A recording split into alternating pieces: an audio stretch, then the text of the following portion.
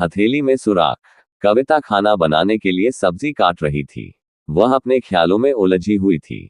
कई महीनों से उसका पति प्रकाश बीमार था। वो सरकारी अस्पताल में उसका इलाज करा रही थी, पर प्रकाश की हालत में कोई सुधार नहीं हो रहा था। उसका पति एक प्राइवेट स्कूल में चपरासी था, पर बीमारी के कारण उसकी नौकरी छूट गई थी। अब घर और दवाइयों का खर्च उसकी कमाई पर ही चल रहा था। वह कुछ घरों में खाना बनाने का काम करती थी। उससे जो भी कमाई होती थी उससे खर्चे निपटाना मुश्किल हो रहा था। आज जब उसने पैसों वाले डब्बे में हाथ डाला तो सिर्फ 100 रुपए ही बचे थे। वह यही सोच रही थी कि अब इनके दम पर बाकी के दिन कैसे कटेंगे। कोई बचत भी नहीं थी। जरूरत पड़ने पर किसके सामने हाथ फैलाएगी। मम्मी देखो पापा को क्या हो गया। अपनी बेटी का घबराया हुआ स्वर सुनकर कविता अपने ख्यालों से बाहर आई।